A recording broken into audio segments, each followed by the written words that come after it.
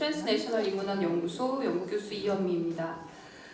첫 번째 발표자이신 가톨릭 예수의 박상훈 신부님을 소개해드리겠습니다. 박상훈 신부님은 2001년 사제서품을 받으신 후 미국 위스콘신 대학교에서 정치철학과 교육철학을 공부하셨습니다. 2017년부터 이주민, 난민, 생태환경, 노동, 인권 등 사회적 의제를 다루는 예수의 인권센터 소장직을 맡고 계십니다. 그러면 박상훈 신부님을 단상으로 모시겠습니다. 안녕하세요. 예, 이거 우리 연구센터에서 수녀님들도 많이 오셨을 텐데 학교에서 하니까 안 오셨나 봐요. 어떡하죠? 예, 저는 수녀님 전문 강사입니다. 제가 공부할 때 한참 됐죠니까 역사학과에서 미국 진보 교육의 역사인가 뭐 같은 그런 과목이 있었어요. 그래서 좀 공부 좀 해볼까 하고서 그 과에 가서 들었는데 아니 수업 양이 공부해야 되는 양이 한 주에 책 두세 번이 되더라고요. 예. 다 못 읽겠어요. 이거 해외에서 있을 때 일인데요.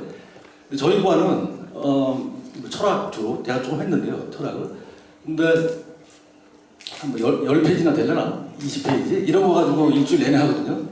근데 이거 책을 막 두세 번씩 읽으니까 따라잡을 수도 없고, 그래서 제가 이 역사하는 사람들은 너무나 많이 아시고 그 다음에 똑똑한 거 하더라고요. 그때 수업 때 보니까. 그래서 앞으로 말을 안 붙여야겠다 이렇게 생각하고 있었는데 이게 지금 역사연구소 아니에요? 예, 거기 적진에 들어와서 뭔가 좀 하는 느낌인데 잘 좀 봐주세요. 예, 또 하나 좀 말씀드리면 오늘 제가 말씀드릴 것은 한일 갈등이 이제 첨예하게 되고 또 실제로 정책 면에서도 반영이 되고 하면서 민간 교류도 끊기고 그런 상황이잖아요. 아시다시피. 그런데 사실은 이웃 나라라는 것도 있지만 공유하는 것도 많이 있기 때문에 이런 상태로는 안 되겠다는 걸 대충 다 생각을 가지고 계실 것 같아요. 그래서 그 부분에 관해서 다 쭉 말씀들 하셨고 저도 그냥 거기에 하나의 제가 좀 생각했던 것을 덧붙일까 하는데 지금 제가 주로 할 것은 역사적인 부정의 혹은 정의에 관련된 논의들을 어떻게 한국과 일본 사이의 갈등을 좀 없애는데 쓸 수 있고, 특별히 이것은 단지 그냥 공부나 학문 분야에 국한되는 게 아니라 실제로 한일 사이의 시민사회에서는 적지 않은 교류가 있습니다. 특히 카톨릭 안에서도 요새 예전보다 더 활발하게 움직이고 있기 때문에 그런 활동들을 어떻게 좀 더 공유하고 또 성찰적으로 바라보면서 앞으로 더 나은 좀 길이 없을까 하고 생각을 한 것인데요. 물론 생각뿐입니다. 여러분들의 좀 노력, 그 다음에 좀 숙고 이런 게 필요하겠죠. 앞으로 계속. 특히 100년 3.1운동 100년 이렇게 해서 많은 이런 좋은 컨퍼런스가 열리는데 이제 컨퍼런스 그만하고 구체적으로 좀 들어가야 될 필요가 있을 것 같아요. 그래서 물론 제 글이 그런 걸 얘기하고 있는 건 아니지만은 혹시 여기서 좀 그런데 좀 생각을 하시는 분들은 어떻게 진짜 실제 좀 적용을 해야 되나, 이런 평화와 또 화해를 위해서 어떻게 우리가 그리스도인으로서 시민으로서 혹은 공부하는 사람으로서 연구하는 사람으로서 그런 좀 바람을 가지고 있습니다. 그래서 첫 번째, 역사적인 정의가 왜 문제가 되는가. 제가 요새 한일 갈등 때문에 일어나는 일들에 대해서 사회학자들이나 정치학자들 글을 좀 읽어보니까 역사적인 정의 부정의 문제가 사실은 한일 양국에 이거 성공회대 권영태 선생님이 그렇게 말씀하시더라고요. 이제 역사 문제로 갈등을 일으키는 것처럼 보이는데 사실 그게 아니고 한일 양국이 각각의 그 국가의 이익을 설정한 다음에 거기서 얼마나 더 권력을 확보하고 또 그 팽창할 것인가를 두고 갈등? 를 맺고 있는 것이라 그래서 역사가 지금 희생이 돼 있다. 그렇게 말씀을 하시더라고요. 상당 부분 그런 거 하더라고요. 저런 쪽에서 보니까 그렇다. 근데 제가 말씀드릴 것은 역사의 부정의 정의를 그 자체로 보는 겁니다. 그래서 보통 정의 이론에서는 부정의가 있으면 그것을 그 어드레스해서 밝혀서 수정해야 되는 것을 그 과제로 삼고 있습니다. 그래서 국제법이라든가 국제관계라든가 그 배변에 숨겨져 있는 파워 관계하고 관계없이 식민지 역사는 식민지 지배는 그 자체로 불의하다, 부정의하다. 그래서 수정될 필요가 있다라는 관점에 서 있습니다. 그러나 이거 말고도 다른 많은 관련 점들이 있을 것 같아요. 근데 역사적인 정의를 얘기할 때 왜 이게 나왔는가 하는 배경을 조금만 간단하게 좀 말씀드리면 그 한 예가 이거 제가 실제 그 강연에 참석해서 들은 얘기인데요. 미국의 그 교육 정책 하시는 분 중에 글로리아 레슨빌링이라는 분이 계세요. 이 흑인 여성 그 학자인데요. 굉장히 이렇게 영향력을 주는 것 같더라고요. 비판 교육에서.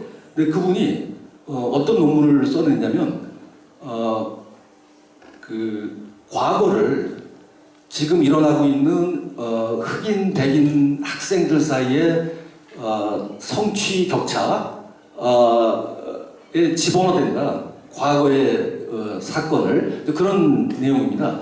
그래서 지금 왜 백인 흑인 학생들 간의 학력 격차가 생기는가 그걸 굉장히 많이 이제 연구를 하고 있는 것 같은데요.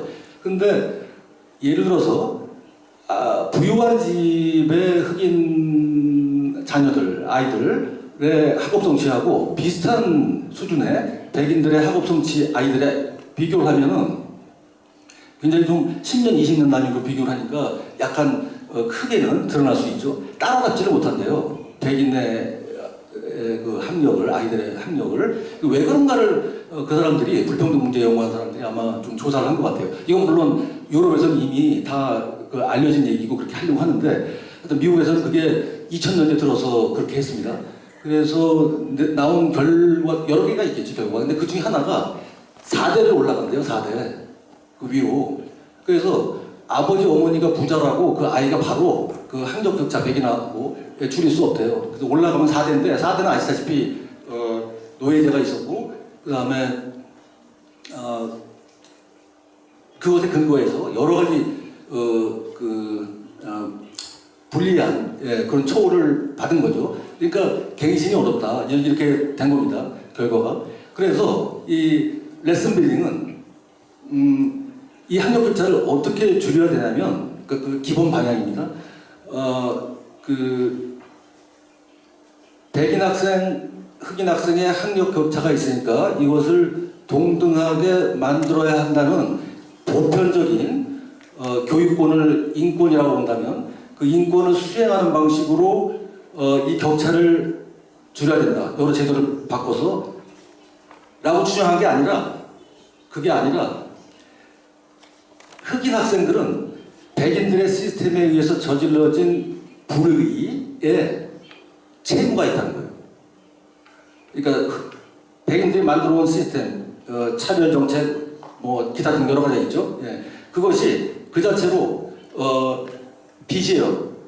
그러니까 백인들은 흑인들한테 빚이 있다. 그걸 갚아라. 이렇게 된 거예요. 주장이. 근데 물론 사실 이게 간단하진 않습니다. 여러 좀 세련된 말로 했어요. 그분은. 근데 그 논문을 발표하시고 난 다음에 토론이 일어났는데 정말 격렬했습니다. 그 토론이. 그 주로 보니까 백인 학생들은 이해를 못해요. 그 말을. 빚이 있다는 말을. 흑인들한테. 그리고 그 강당에는 물론 흑인은 소수였습니다.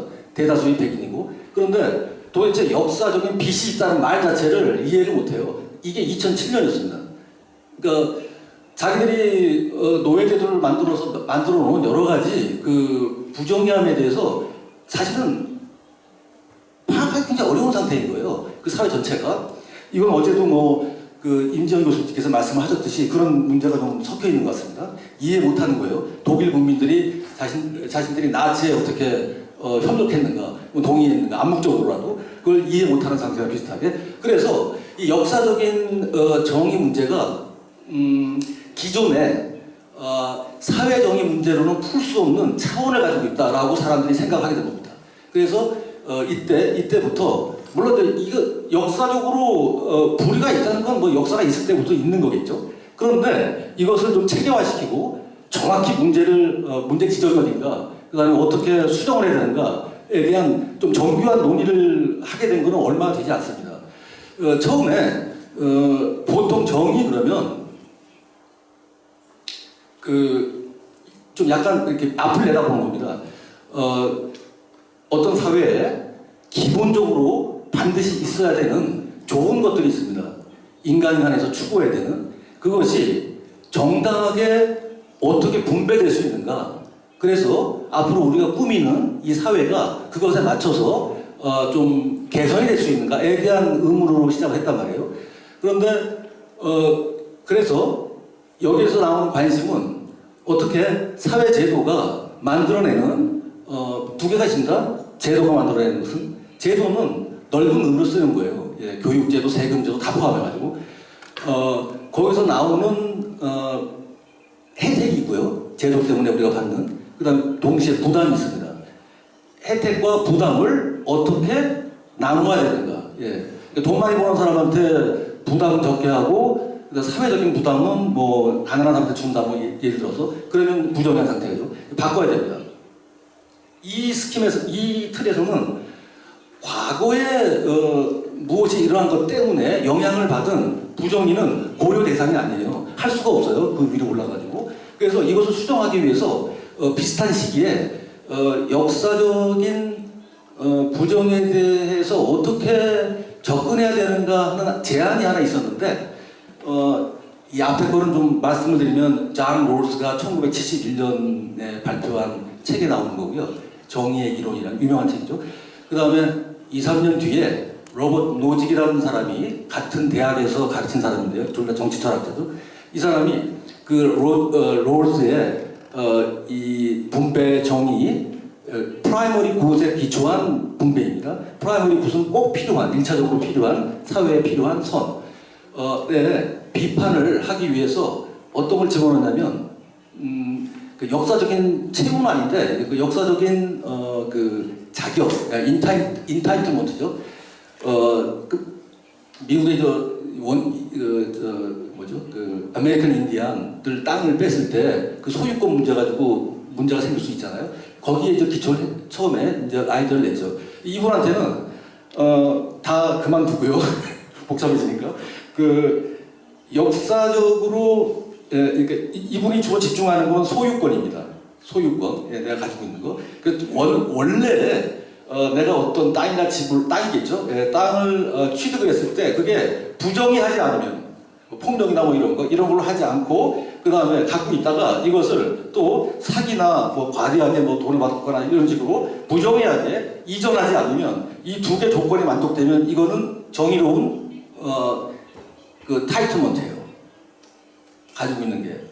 그리고 이게 깨졌을 때만이 부정의한 거예요. 그러니까 이 사람들한테는 역사를 노직한테는 역사의 어떤 잘못을 건드리긴 하는데 이게 소유권에만 한정이 돼요. 그래서 내가 여기 말씀드린 건 뭐냐면 그런 식으로 보게 되면 소유권이 아닌 다른 종류의 권리가 침해되는 것을 포괄할 수가 없다. 역사적으로 봐도. 그래서 등장한 것이 중에 하나가 보통 우리가 말하는 인정 권리라는 겁니다. 인정의 정의, recognition. 아무리 부자라도 돈이 많이 있어도 어떤 사회에서 뭐 사우디아라비아 예를 들어서 뭐 그런 짓인지 모르겠는데 그럴 것 같아요.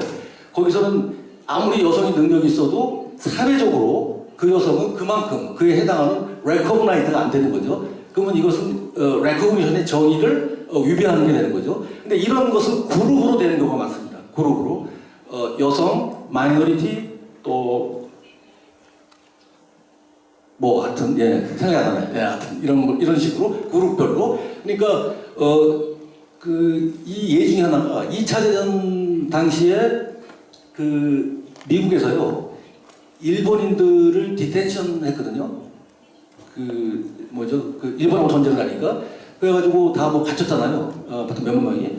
그런데 나중에 전후에 좀 시간이 지난 다음에 그때 포로가 됐던 일반 시민들입니다. 일본에. 그 사람들이 회복의 그 절차를 시작을 했어요. 근데 그때 주장했던 것 중에 가장 특징적인 게 보상을 요구한 게 아닙니다. 예, 그게 아니라 레코그니션을 요구했어요. 우리들이 받았던 이 고통에 대해서 미국 정부가 보상을 해야 된다. 이건 처리가 됐다고 제가 들었습니다. 예, 저는 똑같이 주장을 합니다. 일본 정부한테. 일본 정부는 듣진 않겠지만 저희들이 한국의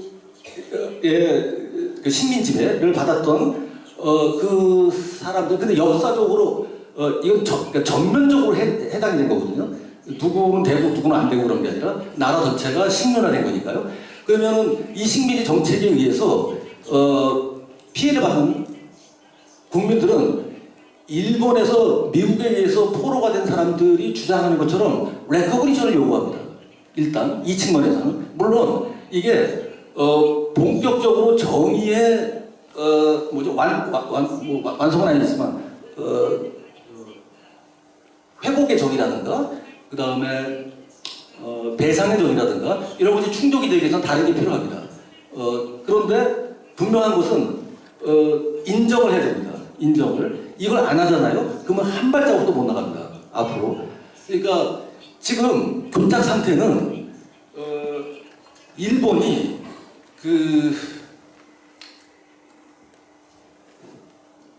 이건 어떻게 되나요? 좀 맞추세요.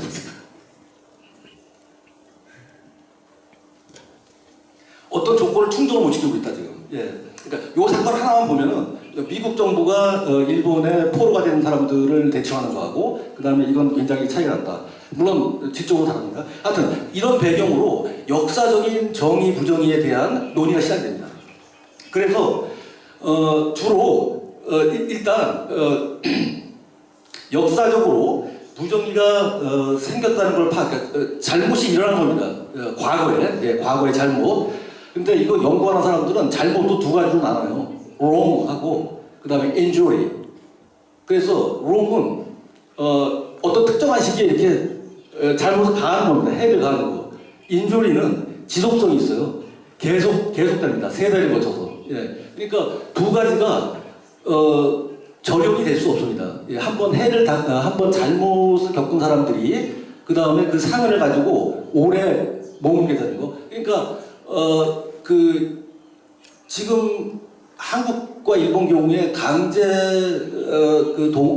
강제징용과 위안부 문제로 계속 갈등을 겪는 이유 중에 하나가 둘 다 생존하에 있는 것도 있고요. 두 그룹에 있는 분들이. 그 다음에 조금 있으면 다 이제 실제 피해자들은 이제 돌아가시겠죠.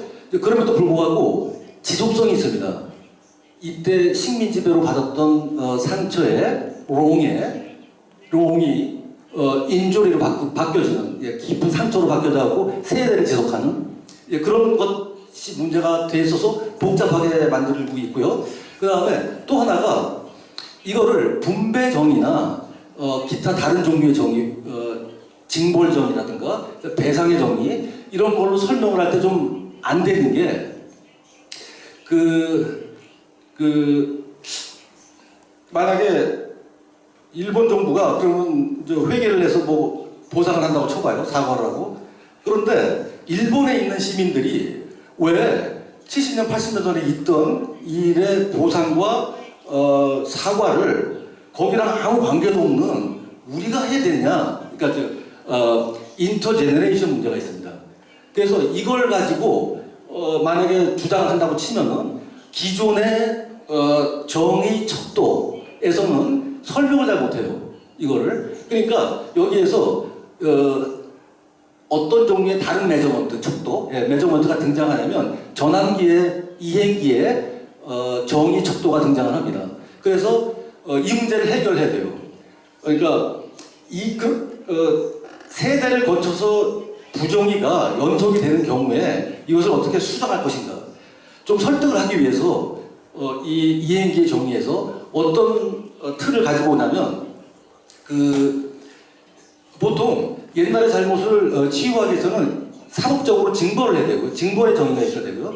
그 다음에 말로만 하면 안 되니까 배상을 해야 되고요. 그 다음에 따라 붙는 게 보통 우리가 요구하는 거죠. 사과를 진심으로 해야 된다. 그죠? 이런 주장을 합니다. 그런데 이거를 당대에는 괜찮은데 이게 세대를 넘어갈 때 그때는 누구한테 도대체 이걸 얘기해야 되고 누가 갚아야 되는가 이렇게 돼요. 그러니까 이행기 정의에서는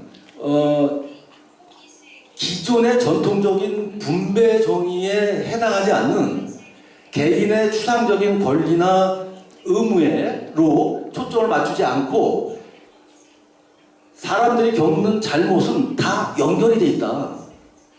그 다음에 내가 지금 향유하고 있는 어떤 베네핏은 과거의 축적 중의 일부이다. 그러니까 내가 아무 관계가, 전쟁 범죄에 아무 관계가 없다 하더라도 그 세대 지나가고요. 그때 사람들이 거기에 일정한 부분 책무가 있는 거예요. 갚아야 돼. 이렇게 생각을 하게 됩니다. 이것은 그리스도교의 죄에 대한 관념에도 상당히 유사합니다. 그리스도교에서 죄라고 하는 것은 죄의 연관성이에요. 그래서 아무리 많이 뭐 해가 세대가 그러니까 흘러간다 하더라도 원래 저질렀던 죄의 경향의 어떤 그 동태성, 예, 만약에 인간이 그러니까 반인도주의 범죄를 누가 저질렀다. 그래서 굉장히 많은 사람들이 희생당하고 그 다음에 거기에 승리한 사람들은 여러 가지 혜택을 누렸다. 그런데 이때 아마 그리스도교의 윤리에서는 그 피해받은 사람과 연대해서 뭔가를 해야겠다는 뭐 어떤 윤리 법칙이, 윤리 행동 지침이 나올 수 있을 것 같아요. 그러면 왜 그렇게 먼 나라에 먼 역사에 있는 사람들을 도와야 되는가? 죄는 연관되어 있다. 인류 전체에. 그게 죄의 관점 중에 하나죠. 그리스도교에서. 좀 비슷합니다. 그래서 그런 이유로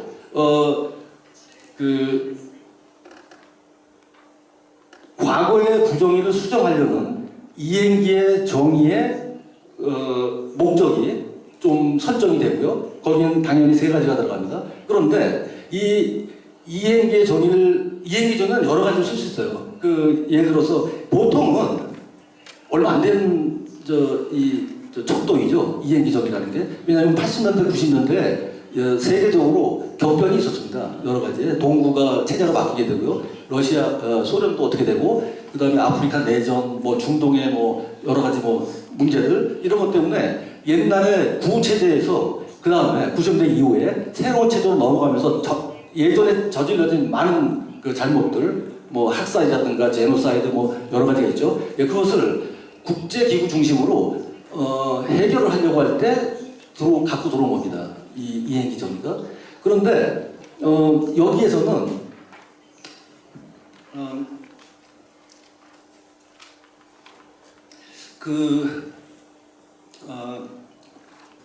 어떤 뭐랄까 좀 한계가 있습니다. 왜냐하면 이행기 정의에서 나오는 것들을 실제 구현을 하려고 할 때 예를 들어서 저걸 해보죠.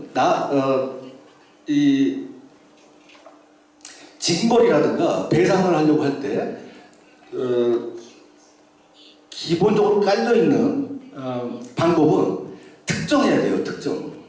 과거의 잘못을. 그러니까 누가 이 범죄를 저질렀고 누가 당하고, 예, 즉 보편적인 권리나 의무를 주장하면 안 되고 특정한 그러니까 해당자, 가해자, 피해자를 정해서 조사해서 가려내야 됩니다. 그러니까 그때 필요한 게 요새 많이 되는 기억의 정치, 기억의 윤리 그런 게 들어오게 됩니다. 그런데 이것도 하나 좀 말씀드리면 유엔을 비롯한 국제기구가 이행기 정의에서 여러 가지 분쟁들을 조정하려고 하거나 혹은 해결하려고 하거나 그다음에 이거를 좀 보다 정확하게 하기 위해서 메모리 정책, 예, 기억 연구를 할 때 약간 폐해가 있습니다. 그게 뭐냐면 예를 들어서 기억해야 될 의무 이런 말을 써요. 이 기억을 연구하는 있는 분들이 의무입니다. 기억이. 그런데 이거를 너무나 다양한 피해나 희생자들이 있는 곳에서 적용을 하려다 보니까 기준을 만듭니다. 심리학의 방법을 사용해서, 심리학은 아시다시피 통계를 가지고 어떤 적절한 수준을 정하는 거죠. 그러면서 표준화돼요. 이 기억에 대한 조사가. 그러면은 뭐가 배제가 되냐면 실제 구체적으로 생생하게 살아있는 역사의 피해자들 있죠. 예, 너무나 다양하고 너무나 다른 그런 종류의 개별성이 사라지게 되는 그런 우려가 있습니다. 한편으로는 이걸 해야 되는데 벌써 25분인데. 예. 하여튼 그래가지고요. 큰일 났다. 하여튼 그래서 이걸 다 극복하기 위해서 두 가지의 정의의 그 방향이 설정됐습니다. 하나가 회복의 정의예요. 회복. 예. 근데 이 회복은 아까 말했던 그 배상이라든가 다 포함해가지고 좀 더 그 희생자 중심으로, 즉 아까 말했던 그 레커그니션 이걸 덧붙여갖고 이 정의 부정의를 풀어야 된다. 이게 회복의 정의 중에 하나의 뜻이에요. 또 하나가 종교에서 많이 하는 건데요. 우리가 보통 말하는 회복의 정의는 화해가 들어갑니다. 화해는 독특한 개념이에요. 그 그리스도 전통에서 뭐냐면 그냥 일반적으로 화해 그러면 안 됩니다. 우리가 보통 얘기하듯이 그냥 이제 그만하고 뭐 어떻게 하지, 이제 그렇게 말이 안 돼요. 말이 안 되고 반드시 정의가 들어가야 돼요. 그 안에. 그러니까 정의의 다른 말이 화해예요. 그러나 과정이 있고 결과가 있습니다. 그래서 이걸 추구하는 화해를 통해서 자비의 행동을 과정으로 삼아서 나온 결과가 평화이고 그게 화해예요. 화해가 두 척도가 있어요. 하나는 상태고 하나는 과정이에요. 그러니까 이 두 가지가 정의가 매개가 되지 않으면은 아무 말도 안 하는 거랑 똑같습니다. 그러니까 우리가 화해라는 말 쓸 때는 굉장히 주의를 해야 됩니다. 굉장히 정의에 대한 어떤 요소가 해결이 안 되면 화해라고 말할 수가 없습니다. 그래서 그것이 카톨릭만 한정하면 카톨릭에서는 이 회복의 정의를 가지고 한일 간의 평화의 문제를 좀 접근해 볼 수가 있겠다. 그런데 두 가지가 중요합니다. 하나는 카톨릭만이 가지고 있는 고유한 게 있는데요. 그게 전례입니다. 왜냐하면 회복의 정의는 무슨 정의건 간에 그 안에 실제적으로 내용을 보충했던 것은 기억의 정치예요. 혹은 기억의 윤리. 기억은 정치적으로 여러 가지 변수를 만들어내고 그 다음에 통합하거나 갈라지게 하는 역할을 하지만 본질적인 성격은, 기억의 본질적인 성격은 윤리적입니다. 왜냐하면 내가 누구를 기억하고 그 다음에 누구를 잊어버려야겠다 생각하는 것은 윤리적인 판단이에요. 그리고 누구를 염려한다라는 말은 굉장히 고도의 윤리적인 관심 때문에 생겨납니다. 그러니까 윤리는 기억은 윤리의 특성을 가지고 있습니다. 반드시. 그런데 이것을 가지고 이런 데 힘입어서 실제 카톨릭 교회 안에서 화해의 과제를 수행할 때는 카톨릭 전례가 중심이 기억이거든요. 예, 미사나 그 다음에 뭐 다른 여러 종류의 그 전례들이 있습니다. 그게 왜 그러냐면 과거하고 미래를 지금 매개하는 수단으로 기억을 보존해야 될 필요가 있는 거예요. 잊지 않게 하고 그리고 계속 끊임없이 반복합니다. 그리고 그 생동함 속에서 다른 전략을 세우게 합니다. 그래서 이게 중요합니다. 카톨릭 전례가. 그 다음에는 한일 간의 문제를 국한시키면은 일단 한일은 이런 게 있습니다. 이거는 그 노틀댐의 그 애플바이라는 평화 연구자가 제안한 건데요. 하나는 신화와 하나는 집중입니다. 신화는 뭐냐면 카톨릭 교회와 다른 시민사회에 친화점이 있습니다. 예. 그걸 뽑아요. 그래서 컨버스 하면 됩니다. 강조를 하는 거예요. 한 면을. 근데 그런 게 굉장히 많이 있습니다. 그 노동 문제라든가 뭐 이런 문제 같이 할 때는. 근데 이걸 한일 사이의 관계에도 붙일 수 있어요. 우리 두 교회 공동체는 여러 가지 사정이 다릅니다. 그럼에도 불구하고 공통이 있어요. 고유의 카톨릭의 그 상징적인 문화 소스가 있어요. 교리도 있습니다. 사회 상황은 다르지만. 그 다음에 공통의 갈등 상황이 있어요. 그러니까 우리가 매개할 수 있는 신화가 있다는 거예요. 두 공동체가. 그래서 이것들 중에서 가장 집중할 수 있는 걸 뽑아서 전략을 세우면 되는데 이거는 교회 하이라키가